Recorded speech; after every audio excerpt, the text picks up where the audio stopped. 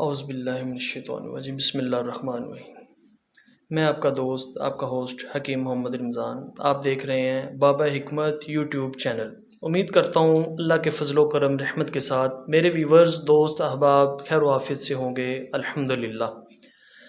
मैं इस दौरे हाज़िर इस वक्त के मुताबिक आपके लिए अक्सीर ख़ारिश लेके आया हूँ, क्योंकि आजकल वबा कुछ सैलाब की वजह से कुछ माहौल इस तरह का बना हुआ है कि हर दूसरा तीसरा फ़र्द, बच्चा, बड़ा, दाने, एलर्जी, ख़ारिश में मुब्तला है।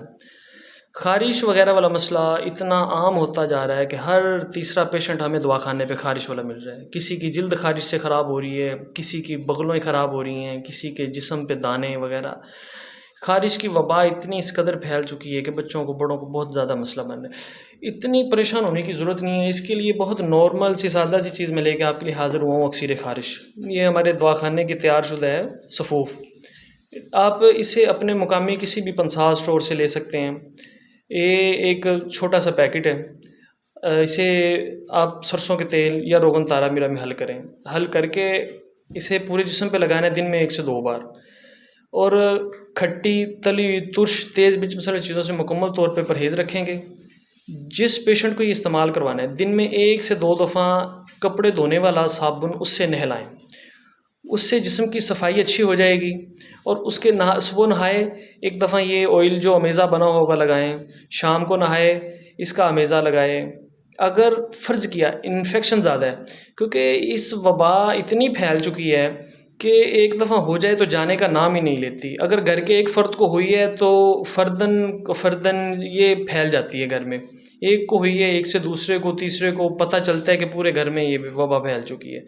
क्योंकि ये छूत बीमारी की तरह होती है। इसके सिम्पटम्स हाथ लगाने से, किसी का कपड़ा इस्तेमाल करने से हो जाते हैं। इसके लिए नज़र मुफ़रत अज़ा का रोग़न नंबर 4 है। आखिरी हल फिर वो है, बहुत ही कमाल का।